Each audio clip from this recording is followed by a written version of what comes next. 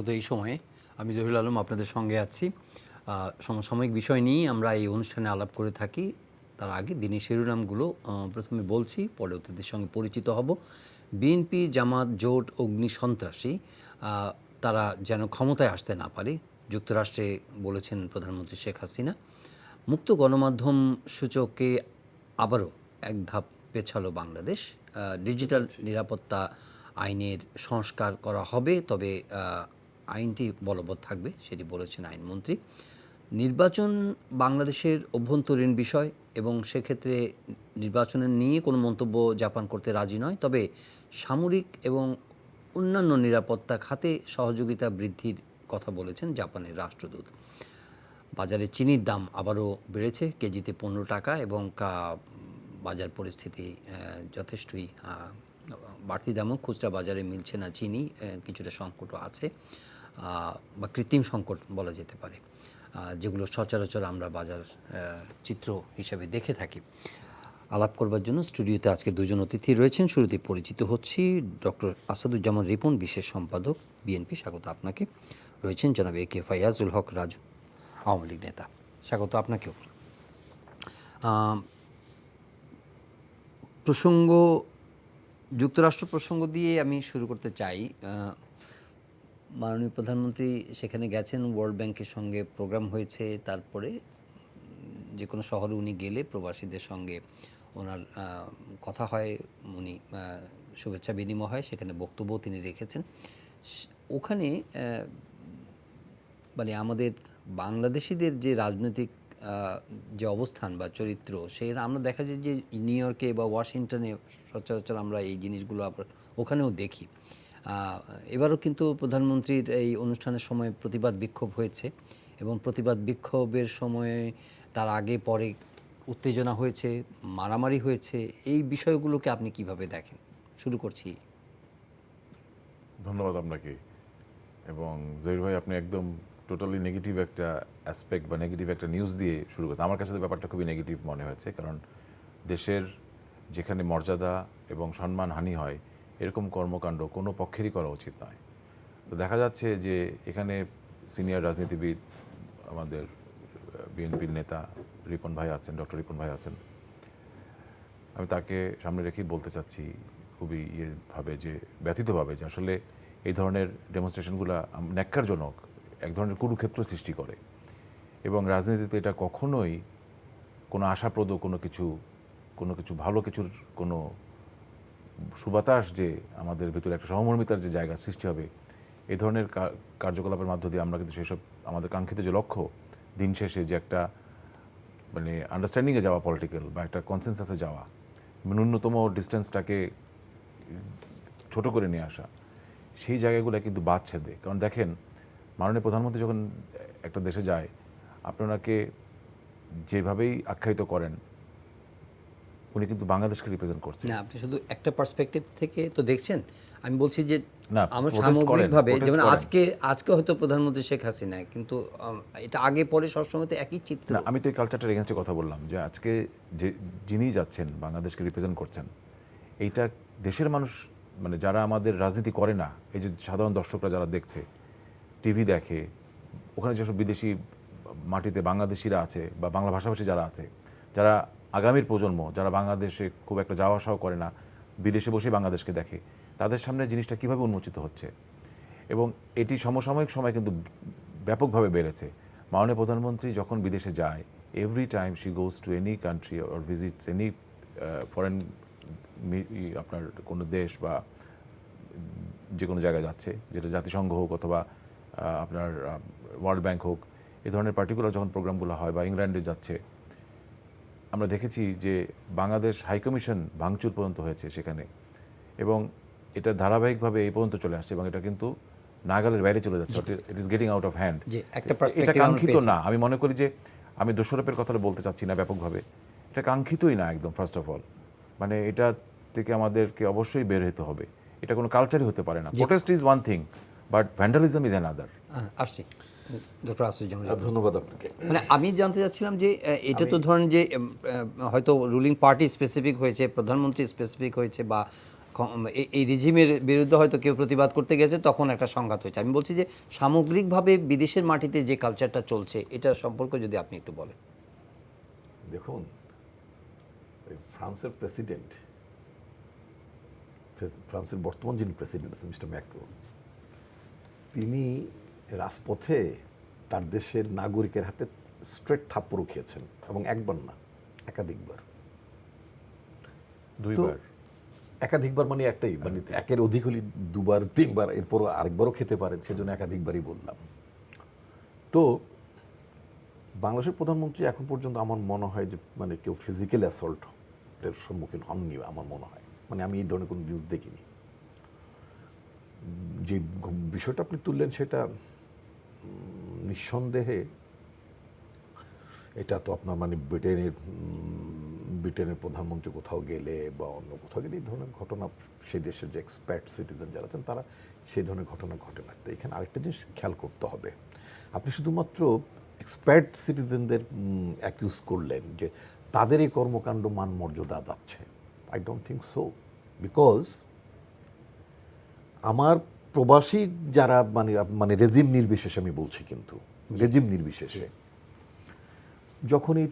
যখন ডেমনস্ট্রেশন করেন, তো সেটার জন্য মান মর্যাদার প্রশ্ন যখন আমরা খুব মানে এটা নিয়ে যখন আমরা একেবারে রৌ তুলে ফেলি, অন দ্য আদার হ্যান্ড শাসক যিনি প্রধানমন্ত্রী হবেন, প্রেসিডেন্ট হবেন, এমপি হবেন, মন্ত্রী হবেন, তাদেরকে একটু বৈধ প্রেসিডেন্ট হওয়া উচিত না, বৈধ প্রধানমন্ত্রী হওয়া উচিত না, বৈধ নেতা হওয়া উচিত না? আরে ভাই, ঘুষ খেলেই কি শুধুমাত্র হারাম নাকি? হুজুরা বলে, অনেকে বলে যে ঘুষ খাওয়া হারাম, বা কোনো প্রাণীর মাংস খাওয়া হারাম, বলে যে ইসলামে এটা হারাম, এটা করা যাবে না। ভাই খালি এই মানে ওই যে কেউ আছে সুরাপান করলে হারাম, কি বলে এটা করলে হারাম।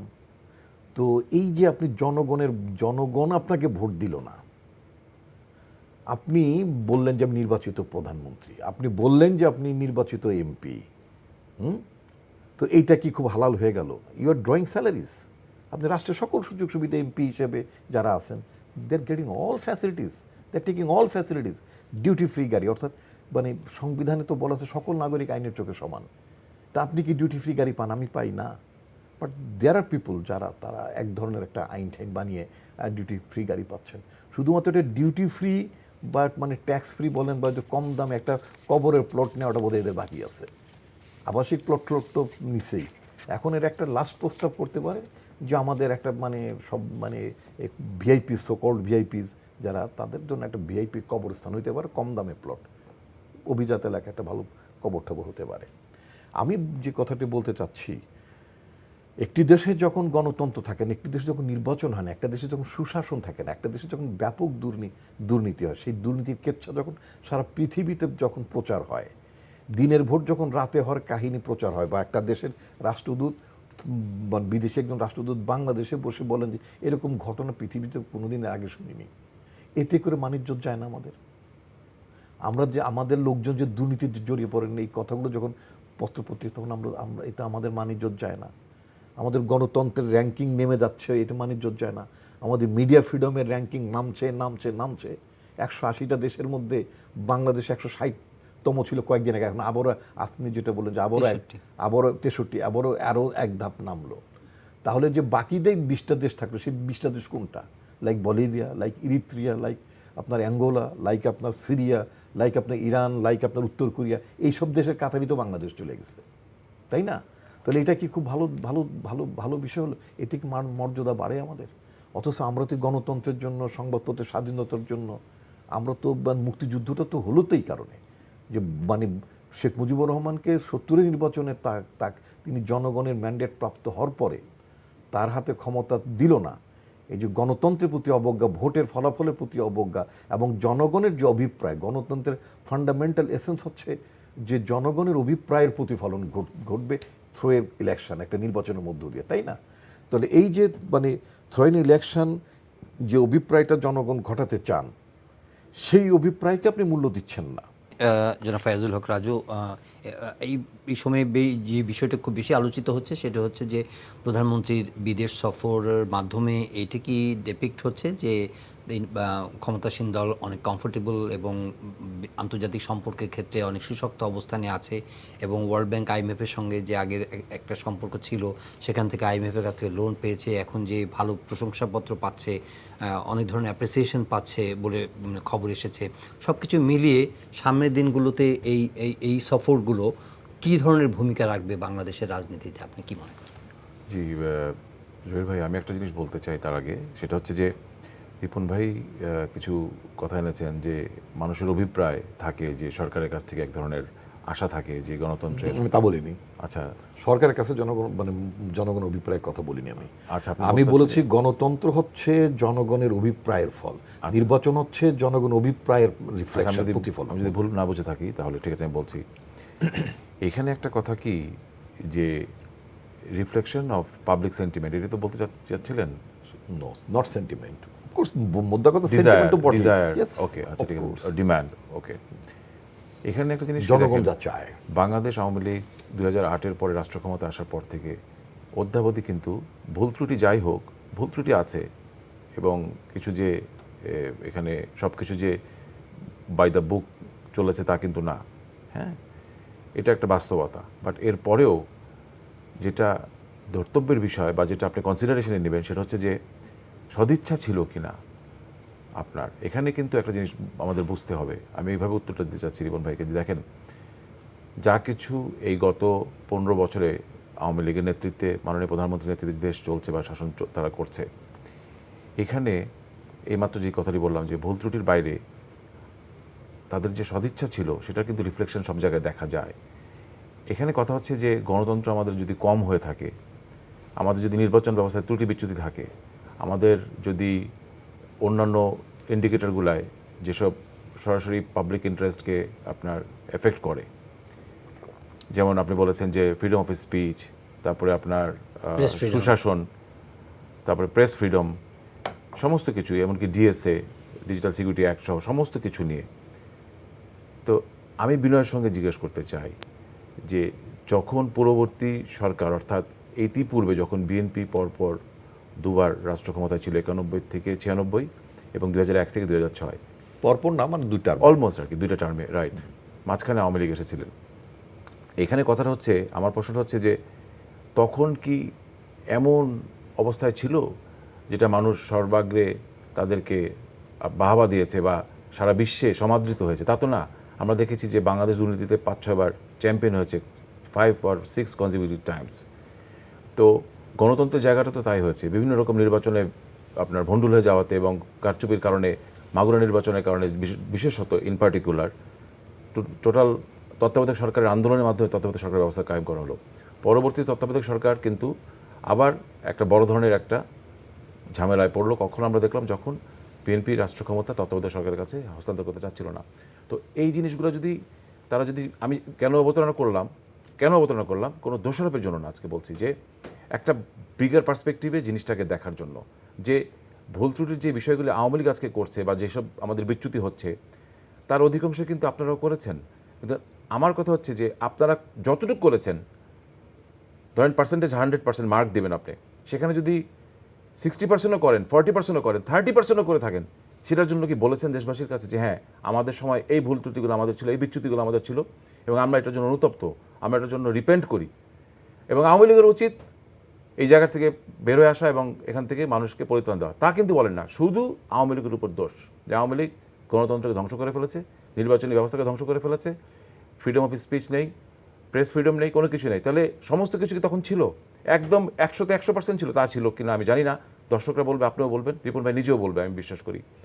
তাহলে কম্পেয়ার করে ওইটাকে অ্যাডমিট করে তখন আমাকে আপনি দোষী সাব্যস্ত করেন, আমাকে আপনি কারাদণ্ড দেন বা আমাকে আপনি কাঠগড়ায় দাঁড়া করান, আমি এটা মানি। আমি তখন কারেকশনের পথে হাঁটবো এবং কারেকশনের পথে আমাকে বলতে হলে আপনাকে নিজেকে আগে বলতে হবে, অ্যাডমিট করতে হবে, কারণ এখন তো আপনি কারেকশনের পথে যেতে পারছেন না, আপনি রাষ্ট্র ক্ষমতায় নেই। বাট অ্যাডমিটিং দ্য মিসডিডস, সেটা কিন্তু একটা বড় ব্যাপার। কিন্তু তাহলে হবে কি, I would believe that you are meaning business, আপনি বিজনেস করতে চাচ্ছেন, মানে আপনি সিরিয়াস।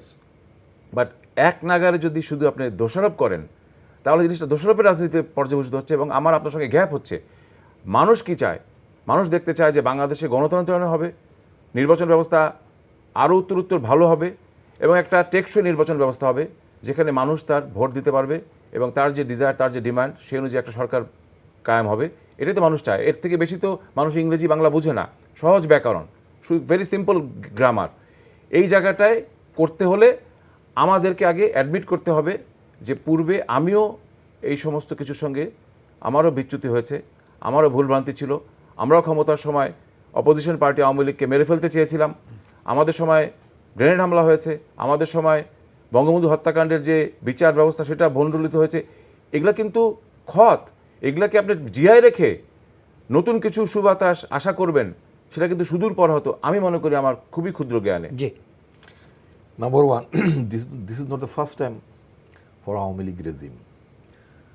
গণতন্ত্র যে তারা ক্ষমতা আসার পরে গণতন্ত্র হত্যা করে, এটা ফার্স্ট টাইম না। বাংলাদেশ তো গণতন্ত্রের প্রতিজ্ঞা নিয়েই বাংলাদেশের জন্ম। বাংলাদেশ রাষ্ট্র হিসেবে একটা গণতান্ত্রিক রাষ্ট্র ব্যবস্থা প্রতিষ্ঠা করবে, এটাই ছিল বাংলাদেশের স্বপ্ন, জনগণের আকাঙ্ক্ষা। একটা রাষ্ট্র প্রতিষ্ঠারও তো একটা উদ্দেশ্য থাকে। তো যাই হোক, আপনি দেখবেন যে 1975-এ এই যখন একদলীয় শাসন ব্যবস্থা কায়েম হলো, সমস্ত পলিটিক্যাল পার্টিগুলোকে বাদ দিয়ে পত্রপত্রিকাগুলোকে নিষিদ্ধ করে দিয়ে টোটাল যে একটা একনায়কতান্ত্রিক শাসন ব্যবস্থা করলো, যেই ব্যবস্থার মধ্যে কোনো নির্বাচন থাকে না। যখন একটি মাত্র পলিটিক্যাল পার্টি থাকে তখন তার ইলেকশনের প্রয়োজন থাকে না, ইলেকশন কমিশনের প্রয়োজন থাকে না, কম্পিটিশনের প্রয়োজন থাকে না, প্রতিযোগিতার প্রয়োজন থাকে না, কোনো কিছুই থাকে না। তো এবং যেটা বাংলাদেশে অনেকেই জানেন না, সেটা হচ্ছে যে ওই পার্লামেন্টে 75 সালে নির্বাচনটা তো 73 সালে হলো, 78 সাল পর্যন্ত পার্লামেন্টের মেয়াদ থাকার কথা। তো পার্লামেন্টে প্রেসিডেন্ট নির্বাচনের বেলায় বলা হলো যেন বর্তমান প্রেসিডেন্ট শেখ মুজিবুর রহমানের কথা বলে, যেন তিনি প্রেসিডেন্ট নির্বাচিত হইয়াছেন বলিয়া গণ্য হইবে। অফকোর্স পার্লামেন্টের মেম্বাররা তার প্রেসিডেন্ট পদে অ্যাসেন্ডিংয়ে সমর্থন ছিল নিঃসন্দেহে, যারা ছিলেন নিঃসন্দেহে সমর্থন ছিল। অ্যাট দ্য সেম টাইম ওই পার্লামেন্টের মেয়াদ উইদাউট ইলেকশন 5 বছর বেড়ে গেল। ইলেকশনের প্রয়োজন থাকলো না, একই সেশনে এটা বাড়লো। তো গণতন্ত্রের যে বিচ্যুতি, উনি যেটা বলেন কম বেশি, আমাদের তো দায়িত্ব হলে এর পরবর্তীতে গণতন্ত্র রেস্টোর করা। যে গণতন্ত্রটা পুরো ধ্বংসের মধ্যে চলে গেল, যে গণতান্ত্রিক ব্যবস্থাটি থাকলো না, স্পিরিটটা কি আপনি হ্যাঁ আমি আসছি। ওই যে উনি বললেন খারাপ কিছু বলছি না কম বেশি, আমি খারাপের কথা তো বলবো না, কম বেশি কথা বলবো। যে গ্যাপটা ব্রিজ করার কথা যে বলা হচ্ছে, যে আপনি যে সামনে আগাবেন, সামনে আগানোর জন্য তো আপনাকেও কিছুটা কনসেশন দিয়ে চিন্তা করে অ্যাডমিট করে সেগুলো আসতে হবে। আমি যে আপনাকে একটা কথা বলি, আমি আওয়ামী লীগ সভানেত্রীর স্টেটমেন্ট তার ইন্টারভিউ কনভারসেশন আমি পড়েছি, এবং এই কথাগুলো উনি বিভিন্ন বক্তৃতার মধ্যে বলেন। ওই যে আপনি বললেন না, আপনি বাঙালিদের বা আমাদের দেশের লোকদের কথা বলেন যে প্রবাসীগুলো করেন। আমাদের প্রধানমন্ত্রীও যাদেরকে আপনি অ্যাকিউজ করলেন, আপনি কি টনি ব্লেয়ারের কাছ থেকে এরকম বক্তৃতা শোনেন নাকি?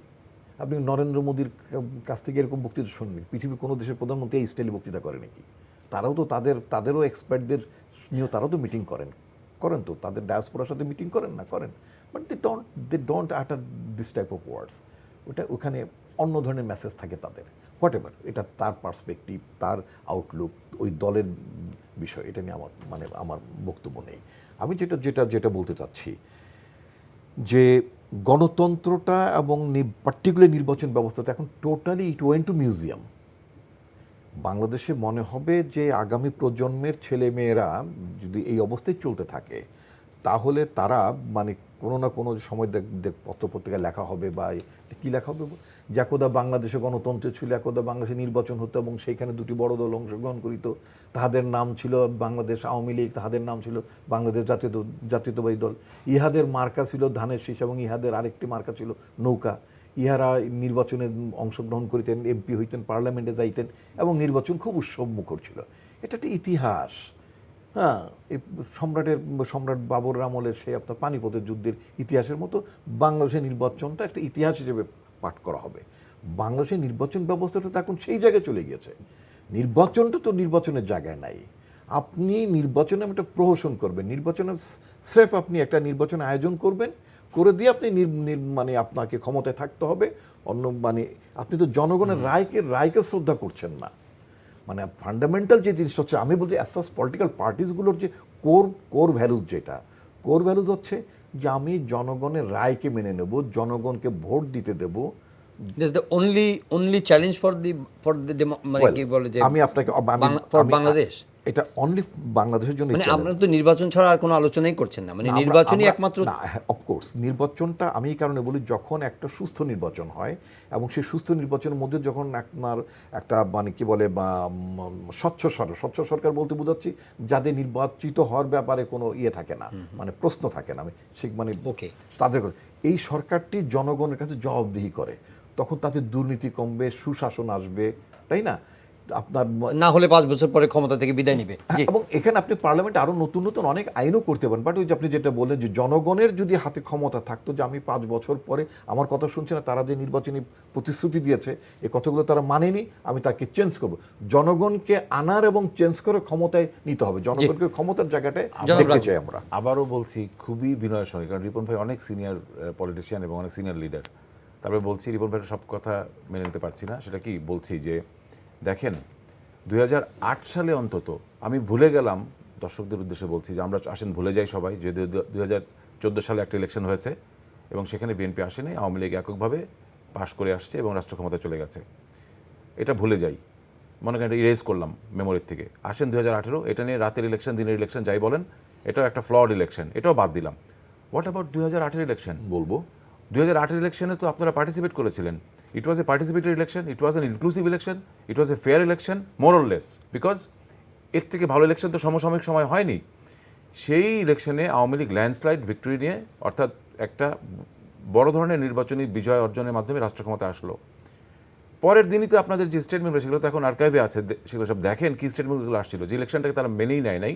Not only that, opposition party হিসেবে আমি তো বেঁচে আছি এবং আমি বলবো আমি মেনে নিই নাই, ঠিক আছে বলবো তো, রিজনটা বলেন। হ্যাঁ, আমি বলতে চাচ্ছি যে মানে আমাদেরও জানতে ইচ্ছা করে তাহলে what went wrong with that election. এটা তো না জানলে আমি যদি এটা ডায়াগনোসিস করতে না পারি তাহলে আমি বুঝতে পারবো না আপনি কি চাচ্ছেন, আপনার ডিমান্ডটা কি, দর্শকরা বুঝতে পারবে না, মানুষও বুঝতে পারবে না। এটাকে খুব নির্মোহভাবে বোঝা উচিত আমাদের। সেই জন্য এটার অবতারণা করলাম আজকে, যে if that election is the benchmark of fair election, not benchmark. আচ্ছা তাহলে হোয়াট ইজ দ্য বেঞ্চমার্ক, এটা আমরা জানতে হবে তাহলে আজকে, বিকজ এটা আমাদের জানার দাবি ব্রাদার, আমি আপনার কাছে দাবি করে নিচ্ছি, because we need to know what is the benchmark of A free, fair and inclusive election, if not 2008 ইলেকশনটা। তো 2008-কে যদি মিনিমাম একটা ইয়েতে আনেন, আপনি একটা মানে মানদণ্ডে আনেন, সেই ইলেকশনটাকে শুধু যে মেনে নেওয়া হয়নি সেটা তো না, বলা হয়েছে যে তত্ত্বাবধায়ক সরকারের কারসাজি করে আওয়ামী লীগ রাষ্ট্র ক্ষমতায় এসেছে, এটা একটা allegation which has no valid আপনার supporting documents or any evidence or anything as such.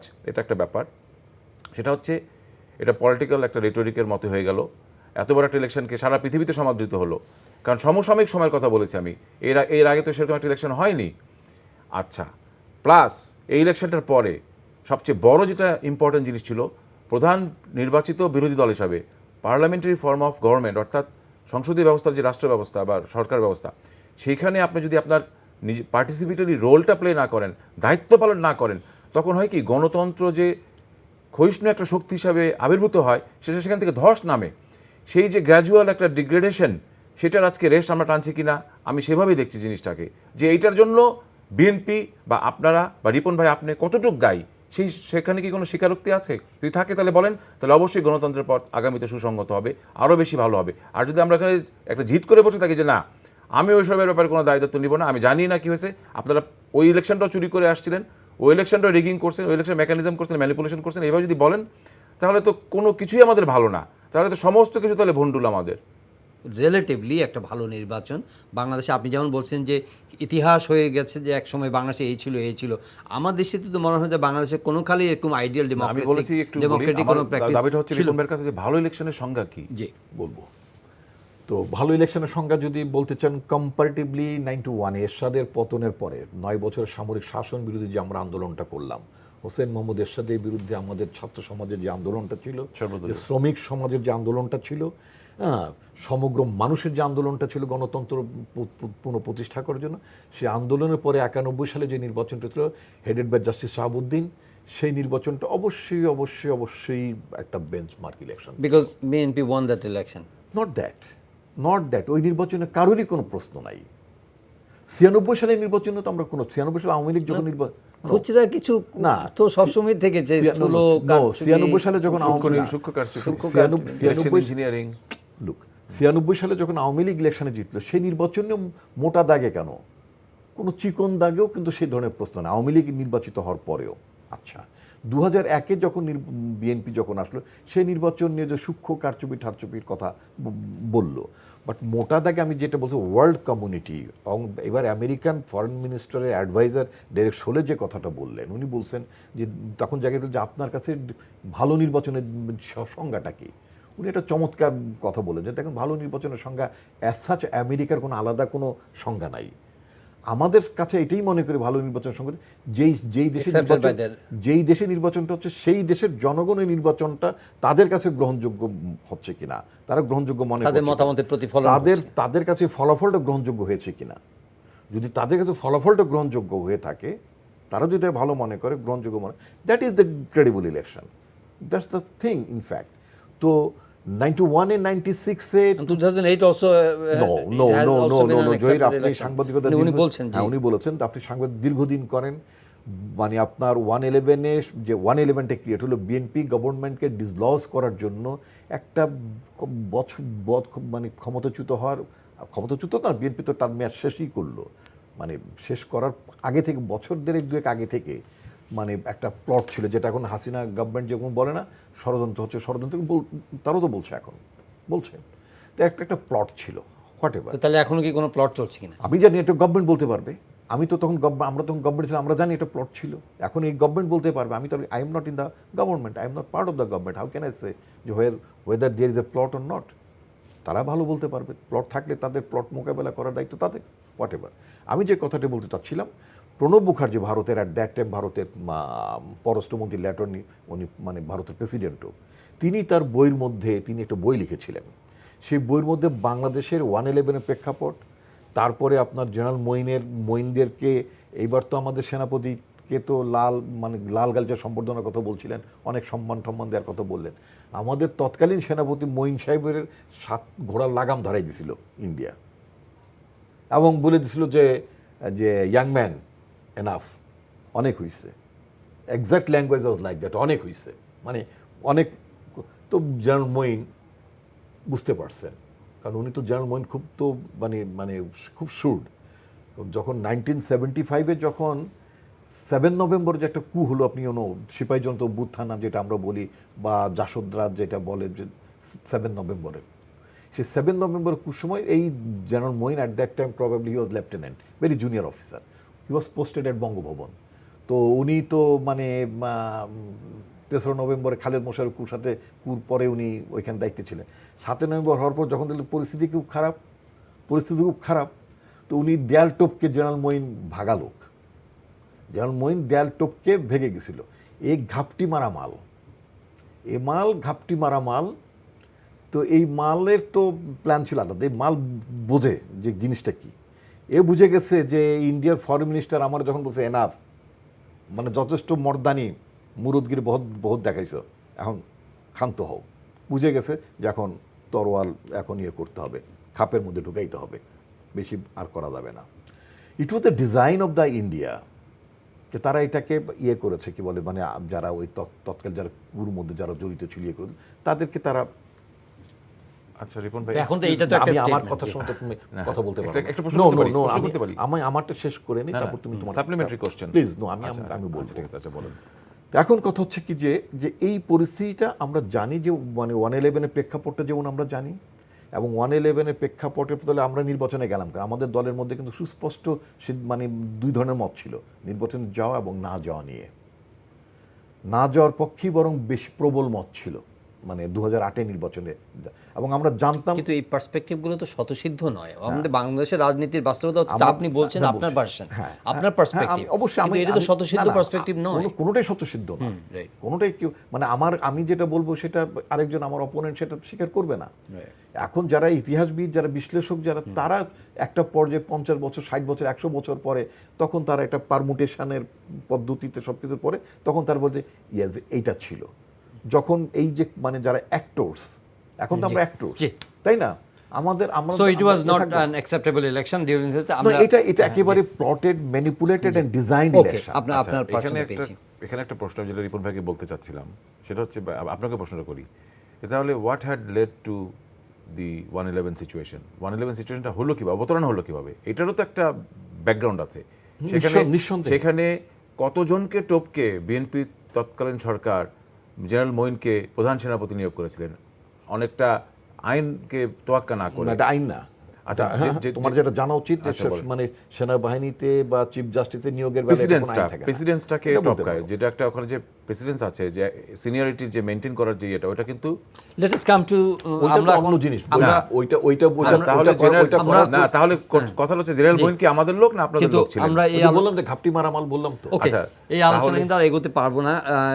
আমরা একটু মানে সামনের দিকে তোমাদের লোক বলতে হবে এই কারণে, কারণ শেখ হাসিনা পরবর্তী বলেছেন যে 111 is the outcome of our movement, এটা আমাদের ফসল। গর্বের করে আমরা তত্ত্বাবধায়ক সরকারকে আনলাম। না না, তত্ত্বাবধায়ক সরকার না, আবার এইটা আবার কি বলে যে তত্ত্বাবধায়ক সরকার আনবেন কেন? তত্ত্বাবধায়ক সরকার ওয়াজ দেয়ার। এবং তুমি আরেকটা কথা বলছো, বিএনপি ক্ষমতা ছাড়তে চাচ্ছিল না। It was not correct. না, হ্যান্ড ওভার করছিল না তো। আবার কি বলছো, হু সেড ইট? তুমি তো ইতিহাসই জানো তো। না, না, তাহলে তো probably had you not been there, তুমি তো বাংলাদেশে ছিল না। নো, কে বলছে? না, না, রিপন ভাই নো ছিলাম, নো নো, ছিলাম।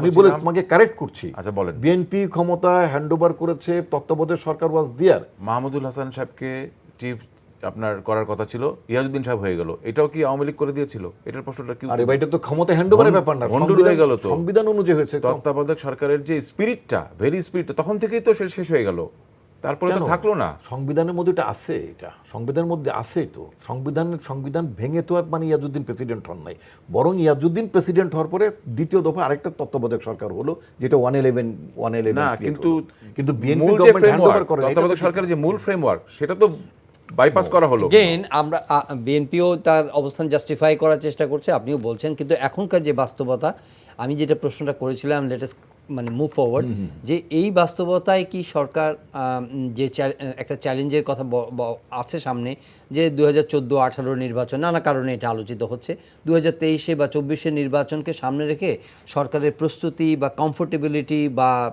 সামগ্রিকভাবে যে বাস্তবতা, তাতে কি মনে হচ্ছে যে they can face the situation very efficiently, এবং বিএনপি কিভাবে আগাচ্ছে সেটা সম্পর্কে না, আওয়ামী লীগের একটা আন্তরিকতা আছে ইলেকশন নিয়ে, যে বারে বারে এটা কিন্তু বলছে যে ইলেকশনটাকে পার্টিসিপেটরি করতে হলে আপনারও পার্টিসিপেটরি রোল দরকার। কিন্তু আমি এক পায়ে খেলবো, আপনি আরেক পা নিয়ে আগাবেন না, এই খেলা তো হবে না। এই খেলা তো সেই জুচ্ছই হবে না, মনোপুত হবে না। আলোচনা ইয়ে তো সম্ভাবনা তো রুল আউট করে দিয়েছেন। আলোচনার এখানে আর নতুন করে কি আছে? আপনারা তো যেহেতু শুনেন, এখানে একটা জিনিস দেখেন, আমি যে জন্য প্রশ্নগুলো করেছিলাম, যে 100% যদি মার্কিং করি বিগত বছরগুলার বা বিগত সময়গুলার ভুল ত্রুটি আমাদের রাজনীতির ক্ষেত্রে, আমাদের গণতন্ত্রের ক্ষেত্রে, সেখানে কি বিএনপির 1%ও তাহলে কোনো রকম কোনো কিছু নাই দায়িত্ব নেওয়ার মতো? এবং সেই অ্যাডমিটেন্সটা কি আসবে না? কোনোদিন আসবে না। ওইটা কি সমস্যার সমাধান হয়ে যাবে? ওই সমস্যার সমাধান হবে না। আপনি আমাকে আঘাত করেছেন, আপনি আমাকে মেরে ফেলার চেষ্টা করেছেন, আপনি আমার হত্যাকাণ্ডের বিচারে বাদ ছেদেছেন, এই অ্যাডমিটেন্সগুলো যদি না আসে, সহমর্মিতার যে জায়গা, কম্প্যাশনের যে জায়গা, সেটা কিসের মাধ্যমে উদিত হবে? মানে এটা তো আমি বুঝি না। আন্ডারস্ট্যান্ডিং এর ক্ষেত্রে যে ক্ষতগুলো আছে, আপনি বাধাগুলো কি আছে, আলোচনা করবেন? এগুলো সলভ না হলে জহির ভাই, লাস্ট শেষ করি। প্রয়াত মঈনুদ্দিন খান বাদল, জাসদের নেতা, তিনি বলেছিলেন যে ধর্ষক আর ধর্ষিতা এক জায়গায় বসে খেতে পারে না। আমি অতটা নিকৃষ্টভাবে বা অত আপনার হার্শভাবে বলতে চাচ্ছি না, বলা তো বাকি থাকলো না, আমি তো বলি না, এটা বলছি, আমি তো একজনকে কোট করছি, যে লোকটা খুব বেশি বহুত নেতাও না। না, দ্যাটস হাউ হি টার্মড ইট। ঠিক আছে, আমার কথা হচ্ছে যে আমরা দুইটা পক্ষ, মেইন স্ট্রিম পলিটিক্যাল পার্টি বাংলাদেশে, যে যাই বলুক, বিএনপি, আওয়ামী লীগ, এটা ঠিক আছে, আশেপাশে অনেকেই আছে, জাতীয় পার্টি আছে, এ আছে, সে আছে, বাট মূল প্রতিদ্বন্দ্বীমূলক যে দল রাজনীতির, যে মেইন স্ট্রিম, তাদের আমাদের দুই পার্টিকে বলা হয়। এই দুই শক্তি যদি এই ধরনের উত্তরগুলো খুঁজে না পায়, এবং এখানে একটা মিনিমাম অ্যাডমিটেন্স না থাকে, অর্থাৎ স্বীকারোক্তি না থাকে যে হ্যাঁ ভাই আমি ভুল করেছিলাম, আপনার পায়ে পাড়া দিয়েছিলাম, আমি এটার জন্য সরি ফিল করছি, আমরা let's not make it again, or let's not face the same consequence again, এই কথাটা তো আসতে হবে। এইটা যদি না আসে, আপনি আলোচনা করবেন কি, শুধু কোন বিষয়ে আলোচনা করবেন? বিকজ পুরনো যে ক্ষতগুলো রয়ে গেছে সেগুলো তো সারাতে হবে, সেগুলোর ব্যাপারে তো কিছু বক্তব্য আসতে হবে, মিনিমাম একটা সহমর্মিতার জায়গা সৃষ্টি করতে হবে। Only then we can march forward, we can go forward. জি। এছাড়া তো আমি দেখি না পথ খোলা। জি, ওনার বক্তব্য। উনি তো ওনার যারা গুরুজন যারা তাদের কথাবার্তা ওই যেটা সেটা না, এটা আমার একান্ত ব্যক্তিগত ছিল আজকে। সেই রিপিটটা না, এটা কোনোটাই তোমার একটা খুবই শব্দ, soft। তোমার একটা শব্দ আমার দল এখন এই কথাগুলো বলে না। হ্যাঁ, তোমার দলের নেতার এই কথাগুলো, আমি তাদের সাথে অনেকের সাথেই তো টক শোতে যাই, তারা এই কথাগুলোই বলে, তোমার নিজস্ব কোনো কথাই নাই এটা। আচ্ছা ঠিক আছে, আপনি যেভাবে বলেন আপনি বলেন, Of course কিন্তু এটা- আমারটা আমি বললাম। না, হ্যাঁ তুমি ওইটাই মানে ইয়ে করছো, মানে তাদের এন্ডোর্স করছো, ঠিক আছে। আমি যেটা বলতে চাচ্ছি যে যেই কথিত খতগুলোর কথা তুমি বললা, যেগুলো এগুলো সত্ত্বেও 111ও মানে দুই দল 111-এর পরবর্তীতে কাছাকাছি হয়েছে। এখন কি কাছাকাছির জন্য আরেকটা 222 লাগবে নাকি? মানে 111 তো একবার কাছাকাছি আনলো, মানে আমরা দেখলাম তৎকালীন জিল্লুর রহমান আওয়ামী লীগের নেতা, বিএনপির তৎকালীন মহাসচিব খন্দকার মানে আপনি কোনো বাধা হিসেবে দেখছেন না এগুলোকে? না, যে আমি কতগুলোর কথা না, উনি বললেন, এগুলো লেভ এক্সকিউজ, এগুলো একজন আরেকজন, এটা তো বিএনপি আলারও বলতে পারে একই কথা, বিএনপি তো বলতে পারে, বিএনপি বলতে পারে না, বিএনপির নেতা, বিএনপির ফাউন্ডার প্রেসিডেন্ট জিয়াউর রহমান হত্যাকাণ্ডের ব্যাপারে বিএনপির কর্মীদের তো অভিযোগ আছে যে বিএনপির ফাউন্ডার প্রেসিডেন্ট জিয়াউর রহমান হত্যাকাণ্ডের সাথে আওয়ামী লীগের হাত ছিল, তারাও তো এই কথা দীর্ঘ সময় বলেছে। তো সুতরাং এই অভিযোগ পাল্টা অভিযোগ যদি এখন যদি বলে এই অভিযোগ পাল্টা অভিযোগের নিয়ে, এটা তোর কোনো হবে না। তো তোমাকে মানে আমি আমার প্রতিপক্ষকে বললাম যে তোমার বিরুদ্ধে আমার এই অভিযোগ, সে আমার বিরুদ্ধে এই অভিযোগ আনলো। এখন আমার কথা এক্স্যাক্টলি আমি সেই কথাটি বলতে চাচ্ছি, এইটা যদি বলতে খতটা কিভাবে নেভার, কোনোদিনই এই খত শেষ হবে না।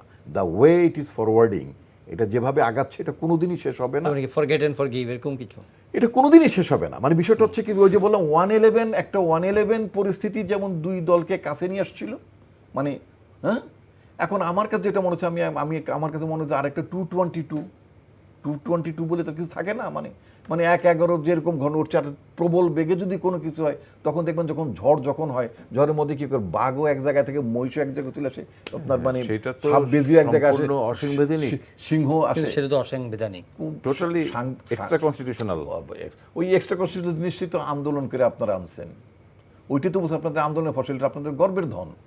তো সুতরাং গর্বের ধন যেটাকে, সেটা তো অসাংবিধানিক কেউ কোনদিন মানে এটা ইয়ে করে নাকি, গর্ব করে নাকি অসাংবিধানিক? কিন্তু এখন তো তার বলছেন যে না, আমরা তো কোনোভাবেই অসাংবিধানিক কোনো শক্তিকে ক্ষমতায় যাতে না কোনোটাই আসতে। অসাংবিধানিক জিনিসটা বাংলাদেশে কোনোদিনই কি অসাংবিধানিক জিনিস ছিল নাকি? যে তত্ত্বাবধায়ক সেটা কি অসাংবিধানিক ছিল? এটা সংবিধান সম্মত করে আনা হয়েছে, সংবিধান সম্মত করেই হবে সবকিছু।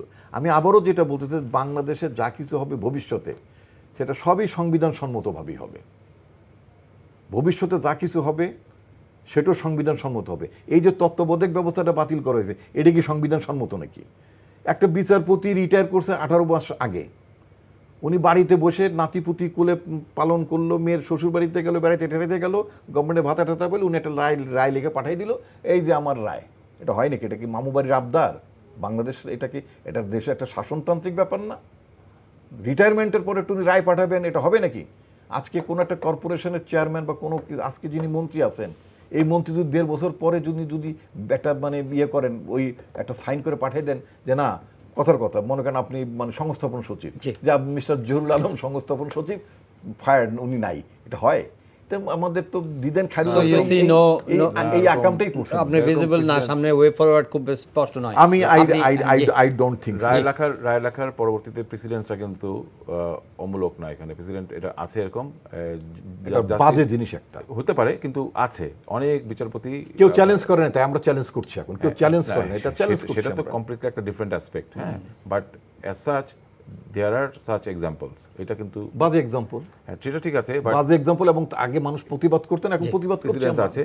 আমার কথা হচ্ছে যে ব্রডার পার্সপেক্টিভে, বিগার পিকচারে আমাদেরকে এখন আগে সামনের দিকে আগাতে হবে, এবং সেই লক্ষ্যে যদি কথা বলতে চাই, বিএনপি তো কিন্তু আপনি তো ওনাদের একটা অ্যাডমিটেন্স চাচ্ছিলেন, কিন্তু উনি বলছেন যে দিস আর না কোনো অফিশিয়াল অ্যাডমিটেন্স না, না এইটা ওই তো আজকে যদি গ্যাপটা ন্যারোইং করার জন্য, ব্রিজ করার জন্য, ভাই আপনার যে ওনারা বলেন যে এগুলো কোনো সমস্যা না, circumstances will lead you to মানে to your destination, মানে এটা হবে ডেস্টিনেশন না, তো ডিজাস্টারের কথা বলছে। জ্বর হলে প্যারাসিটামল, না রিপন ভাই তো ডেস্টিনেশনের কথা বলেন, ইটস বলছে it's leading to a disaster. না তাই তো, গণতন্ত্র না থাকলে কি হয়? সেইখানে যে জাতি তো ডিজাস্টারের মধ্যে আছে না, সেই জন্যই তো আমাদের তরফ থেকে সবসময় কিন্তু বলা হচ্ছে যে ইলেকশনটা as much as possible fair, free and participative হবে, অ্যাজ মাচ অ্যাজ। আপনি তো সিঙ্গাপুরের মতো ইলেকশন এখানে করতে পারবেন না, আপনি ডেনমার্কের মতো এখানে ইলেকশন করতে পারবেন। সিঙ্গাপুরে একটা ভালো ইলেকশন হয় না না, আমি একটা কথা বলছি যে যেটাই হয় মানে ওইরকম একটা মানে আইনসিদ্ধ যে নিয়ম নীতি মানা কেন করতে পারবো না, ভালো করতে পারবো না, সেইটা আমি বলেছি অ্যাজ মাচ অ্যাজ যেটা বাস্তবতা সেটা স্বীকার করতে হবে। গ্র্যাজুয়ালি আপনি ইলেকশনটাকে ভালো করতে পারবেন। সো সামনের দিনগুলোতে কিন্তু আপনি যদি বলেন যে না আমাকে একটা তত্ত্বাবধায়ক সরকার ব্যবস্থা আপনি এনে দিবেন, সে 100% ওইভাবে আওয়ামী লীগ সেটা মানবে না বা আপনি মানবেন না, এরকম একটা ব্যাপার তো হচ্ছেই। আওয়ামী লীগ হচ্ছেই তো, এরকম তো হয়েছে। ক্লিয়ার না এখনো আমরা যে আলোচনা করছি বিগত আচ্ছা বলেন আমাকে, বিগত 91 থেকে অদ্যাবধি কোন তত্ত্বাবধায়ক সরকার 2008 পর্যন্ত দুই পার্টির নির্মমভাবে মেনে নিয়েছে? কেউ মানেনি। 2000 কি বলে 1991 সালে মেনে নিয়েছে তাদের প্রস্তাবনে আওয়ামী লীগ প্রোটেস্ট করেছিল। No no no not at all, you don't know. আমরা গিয়েছিলাম পার্লামেন্টে। আরে কে বলছে? কিন্তু সূক্ষ্ম কারচুপির কথা আরে এসেছিল। না না, কি বলেন?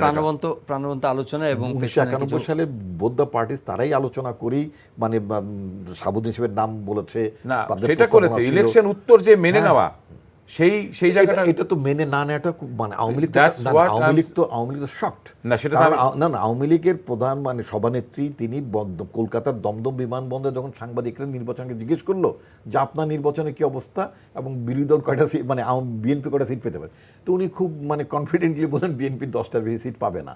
তো যেই দলটার সম্পর্কে ওনার ধারণা ছিল যে 10টা সিট পাবে না, সেই দলটা যে এরকম ভূমিধ্বস বিজয় হবে সেটা তুমি মানতে পারেন নাই। আমাকে 30 সেকেন্ডস আমি নেব।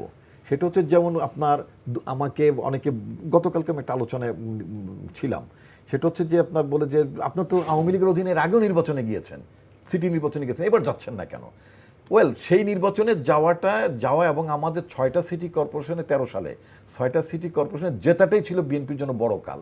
এই যে আওয়ামী লীগ বুঝে গেল যারে ফেয়ার ইলেকশন হল তো বিএনপি 6টা সিটি ইলেকশন 6টা সিটিতে পাস, তাহলে তো 14 সালে আমি কি আহম্মক না? আমার এখানে একটা কথা আছে, নিশ্চয়ই কথা থাকবে। আওয়ামী লীগ কি আহম্মক যে আমি এখন একটা ফেয়ার ইলেকশন করে দেন মানে গদি ছাড়া হয়ে যায়? এই যে তারা মানে আওয়ামী লীগ যতদিন ক্ষমতায় থাকবে মানে যদি তওবা না করে আর মানে ভবিষ্যতে এইভাবে পারপিচুয়ালি যারা আছে তারা যদি ক্ষমতায় থাকে আর কোনোদিনই তাদের অধীনে ফেয়ার নির্বাচন হবে না, করবেও না তারা কোনোদিন। স্থানীয় সরকারের নির্বাচনগুলো কি জহির সাহেব, এটা কি প্রতিবার একটা সরকার থাকাকালীন মাঝখান থেকে এক মাসের জন্য সরকার ঢুকবে তত্ত্বাবধায়ক? তাহলে যদি আওয়ামী লীগ যদি আপনি যেই আপনার তর্ক অনুযায়ী মেনে নেই যে বিএনপি যেই সরকারের দাবি করছে ইলেকশনের জন্য, মনে করেন ইলেকশন সময় একটা স্পেশাল সরকার, ইন্টারিম সরকার, একটা তত্ত্বাবধায়ক সরকার, হোয়াট এভার এরকম একটা যে কিছু হলো, সেই ইলেকশনের মাধ্যমে আওয়ামী লীগ রাষ্ট্র ক্ষমতায় চলে আসলো, তারপরে তখন আবার স্থানীয় নির্বাচন হবে, তখন কি আপনি কি করবেন? আমরা তো আওয়ামী লীগ সরকার অধীনে 13 সালে ইলেকশনে গিয়েছিলাম, মনে করেন আমরা আওয়ামী লীগ আমার প্রশ্নটা বুঝছেন, আপনি তখন উত্তরটা কি দিবেন? এই সরকার মনে করেন যে আগামীতে একটা নিরপেক্ষ সরকারের মাধ্যমে আবার ইলেকশন হলো, সেই ইলেকশনে বিএনপি হেরে গেল, আওয়ামী লীগ আবার রাষ্ট্র ক্ষমতায় আসলো, তখন যে ইলেকশনগুলো হবে স্থানীয়, তখন আপনি কি স্ট্যান্স নেবেন? তখন আপনি কি বলবেন যে আওয়ামী লীগের আন্ডার ইলেকশনে যাব না? নিশ্চয়ই। তার মানে আওয়ামী লীগ এখানে সমস্যা না, আওয়ামী লীগ পারপিচুয়ালি অবৈধভাবে ক্ষমতায় আছে। না না, আমি বলেছি যে একটা যদি তত্ত্বাবধায়ক সরকার এখন আসে বা একটা নিরপেক্ষ ইলেকশন, পরের কথা বলছে, তখন আপনি বলবেন যে আওয়ামী লীগ তো চলে আসতে পারে।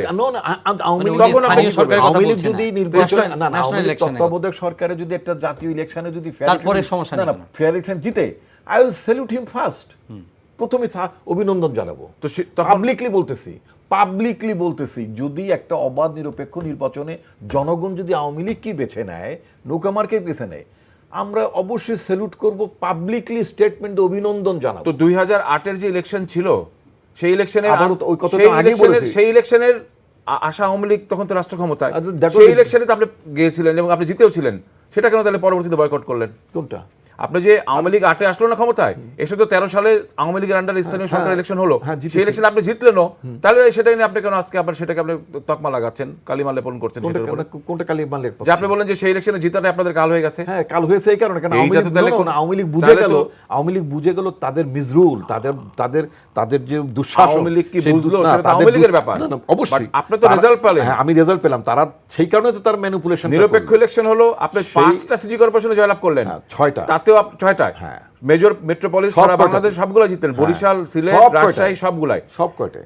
এখন আপনি বলছেন যে সেই ইলেকশনটা সেখানে আওয়ামী লীগ বুঝে গেল। আওয়ামী লীগ কি বুঝলো এটা তো আপনার ধর্তব্যের বিষয় না। আমার ধর্তব্য বিষয়টা এই কারণে আমার প্রতিপক্ষ কি এক করবে, এটা তো অফকোর্স কেমনে মানে আমার আমার সঞ্চালক উনি আমাকে কোন প্রশ্ন করবেন, ওনার দৃষ্টিভঙ্গিটা কি, ক্যামেরা কোন দিকে ঘুরতেছে আমি তাকাবো না, জানেন আমি না বুঝবো না। কিন্তু সেই আমি যদি দেখি যে না ক্যামেরা আজকে আপনি বলতেছেন যে তত্ত্বাবধায়ক সরকারের মাধ্যম ছাড়া আপনি কোনো নির্বাচনে যাবেন না এবং স্থানীয় সরকার ওরকম একটা হতে হবে, না না আমি তা বলি না। স্থানীয় সরকার তাহলে কি করবে? স্থানীয় সরকারটা কিভাবে হবে? স্থানীয় সরকার কি হবে? না, সেটা হবে। আমি তো বললাম স্থানীয় সরকার নিয়ে কোনো সমস্যা নেই। স্থানীয় মানে সরকার আপনার আগে ন্যাশনাল ইলেকশনটা যদি fair ফ্রি হতে হবে। ফেয়ার হ্যাঁ, পার্টিসিপেটরি তো হয়, 2008 এর ইলেকশনটা তো ফেয়ারই ছিল। না 2008 ইলেকশন ফেয়ার ছিল না। আমি আবারও এই কথা তুমি আগে একবার বলেছি, that was A designed election. মানে ডিজাইনটা কে করলো? আপনার লোক তো আপনাদের ছিল। আপনারা তো সেই পার্লামেন্টে গেছেন, হ্যাঁ গেছি আবার আমরা, বয়কট এবং করেছেন, আবার আমরা গণতন্ত্রের স্বার্থে গেছি এবং সেটা আমাদের ইয়াজউদ্দিন ফখরুদ্দিন লোক, তো আপনাদের লোক। আমাদের পার্টি কোথায় কোথায় ব্যাকে চলে যায় আমার বুঝতে পারছি না। রেলিভেন্স হারাচ্ছেন কেন আপনি? আচ্ছা, বলেন। আপনি ইয়াজউদ্দিন তো 6 সালের 7 সালের ব্যাপার, আপনি 8 ব্যাপারে ইয়াজউদ্দিনে দেখতেছেন কোথায় রে ভাই? না, আটের তো প্লিজ কনসিকুয়েন্স, ইয়াজউদ্দিনের কনসিকুয়েন্স আপনি আছে। রেলিভেন্সে থাকেন। হ্যাঁ, রেলিভেন্স এখানে এখানে যে চেইন অফ রিঅ্যাকশন, সেখান থেকে তো ইয়াজউদ্দিন সাহেবের নাম চলে আসছে। রেলিভেন্স হারালে তো চলবে না। আমি যেটা যেটা জি, যেটা আর সময় নেই আজকে। যেটা বলছিলাম আজকে আর সময় নেই, সেটা আমরা হচ্ছে যে 30 সেকেন্ড থেকে এটা এখন যদি মূল ইলেকশনটা যদি থাকে, মানে যদি জনগণ যাকে সোজা কথা, মানে মূল জনগণ ইলেকশনের যাকে কথা বলছেন। জনগণ যাকে চায় ফেয়ার ইলেকশনে, then he will salute Of course salute. whoever wins. আপনারা যে জিতবে তাকে স্যালুট করবেন। অফকোর্স না, এখানে তো মানে জিনিসটা দাঁড়াচ্ছে যে উনি বলেছেন এমন যে একটা যদি election জনগণের চাচ্ছে। এমন না, জনগণ অবাধ নির্বাচনে জনগণের যদি অভিপ্রায়ের প্রতিফলন ঘটে, সেই নির্বাচনে যেই জিতুক আপনি তাকে অভিনন্দন জানাবেন এটা তো কিনা? উনি সেটাই জানতে সেটা তো চেয়েছেন। বলাই বাহুল্য, সেটা তো আর কোনো কেউ বলেন যে হ্যাঁ জানাবো, অস্বীকার করছে না কেউ। জি, ধন্যবাদ। চান না কেন, সেটা করেন না কেন? ধন্যবাদ ভয় কোথায়? ডক্টর আসুজ্জামান রিপন, ধন্যবাদ একে ভয় তো ফায়াজুল হক fair। রাজু। আজকে প্রাণবন্ত আলোচনা হয়েছে, চলতেই থাকবে এই আলোচনা। আবারও ফিরে আসবো এই সময়ে। আজ বিদায় নিচ্ছি, দেখা হবে আবার পরের অনুষ্ঠানে। চাইলে আপনার অনলাইনে অনুষ্ঠানটি দেখতে পারেন, ভিজিট করুন ntvd.com। এছাড়া ইউটিউব ভেরিফাইড ফেসবুক পেজ আছে আমাদের, সেখানেও আমাদের জনপ্রিয় অনুষ্ঠান, খবরের আপডেট আপনারা চাইলে জেনে নিতে পারেন।